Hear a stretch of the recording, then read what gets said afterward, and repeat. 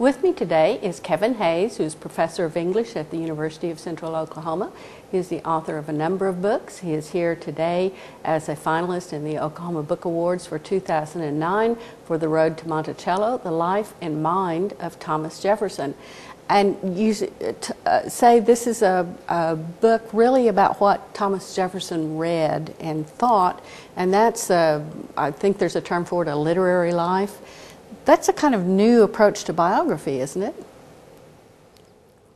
Well, it's a new approach to a biography of Thomas Jefferson. I mean, he was our greatest literary president, but there's never been a literary life written about him. Mm-hmm. Now, of course, if you write a biography of Herman Melville or Edgar Allan Poe, then those are naturally literary biographies. You can't write a biography about Poe without it being a literary biography. But Jefferson, who did so many different things, literature was just one aspect of his life, a very important aspect, but really just one aspect. And so you could write a political biography of Jefferson or a scientific biography, which someone has written. But mine is specifically a literary biography. Now, my original title was The Road to Monticello, The Literary Life of Thomas Jefferson, but my editor said, oh, if you put the words literary life in the title, that's like the kiss of death. And so they changed the subtitle. Right. Now, you did a lot of new research for this book, didn't you? Yes, I did. A lot of the new things that I did was to look at the books from Thomas Jefferson's library that survive. And one of the things I was most interested in were his marginalia, all the comments that he inscribed in the margins as he read. Now, in his copy of William Shakespeare's collected works, which survives at the University of Virginia Library, Jefferson wrote many different things in his margins, and you could tell how carefully he read those books. And sometimes, if he would read a passage in Shakespeare that reminded him of something else that he read, then he would go back to the shelves and pull down that other book and compare those two passages. Mm-hmm. So I imagine that could be somewhat tedious at times, because you actually had to go back through each book and right. write down Yeah. everything. Yeah, because you have to, because you never know what page you're going to find something on, and he did. He didn't keep a lot of marginalia, but he kept some, and so you have to turn over every page.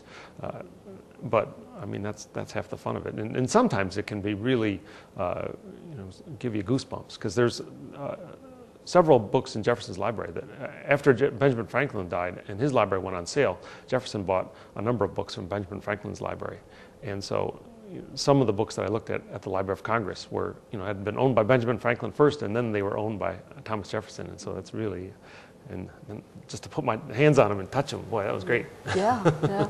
Well, and I think most of us don't think and don't realize how precious books were, and really somewhat difficult to come by in colonial America. It's not like you can go down to your local library, and if they don't have it, they can get it from somewhere else and get it in your hands. Yeah, and that's true. Virginia didn't have a printing press until 1730, and so most of the books that the Virginians read were imported from London. Mm-hmm. Now, one of the chapters in the book I talk about when Jefferson first went to Philadelphia as a member of the Continental Congress, and he had a lot more book buying opportunities in Philadelphia than he had in Virginia, and so he took advantage of it and bought a ton of books, and he loved buying books so much that he'd do it for all of his friends too. When he was in Philadelphia, he bought books for friends in Virginia, and then when he was in Paris, he bought books for James Monroe and James Madison and other friends back in America. Mm-hmm. Well, now he was very instrumental in founding the University of Virginia. In fact, he was the rector, and I'm sure that presented him with wonderful opportunities for book buying. Well, it really did. He, this is, in the last 2 years of his life, he prepared a list of books that he wanted for the university library, and it was, I forget how many thousands, but several thousand, maybe like 7,000 titles, and then he hired guys to go out and order those books, and he had 2 booksellers from Massachusetts that he used, and then another guy he hired and went to England to buy books there.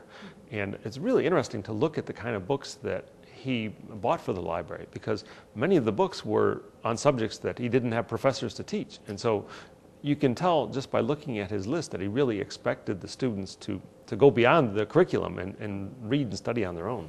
Right.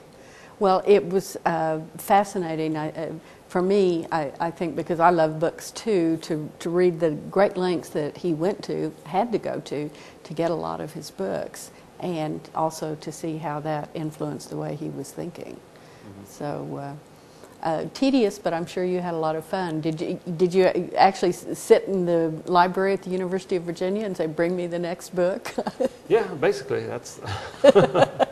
Now, Jefferson sold his library to Congress after the War of 1812, and the original Library of Congress burned down, and then so his collection became the Library of Congress collection, and he sold it, books and cases and everything. And in fact, he arranged the books and prepared a catalog before he shipped it to Washington. So all the librarian of Congress had to do was stand the shelves up on end, and they'd be ready to go. Mm-hmm. And Jefferson's organizational scheme became the organizational scheme of the Library of Congress. And even today, if you look at the Library of Congress system of organization, you can still see echoes of Thomas Jefferson's organization.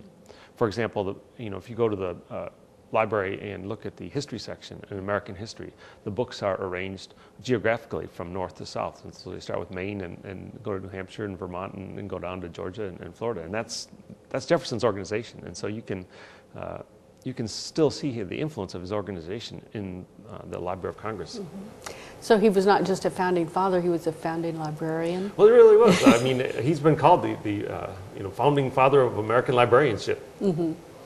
And fascinating book. I quite understand why it is a finalist, and I want to wish you all the best.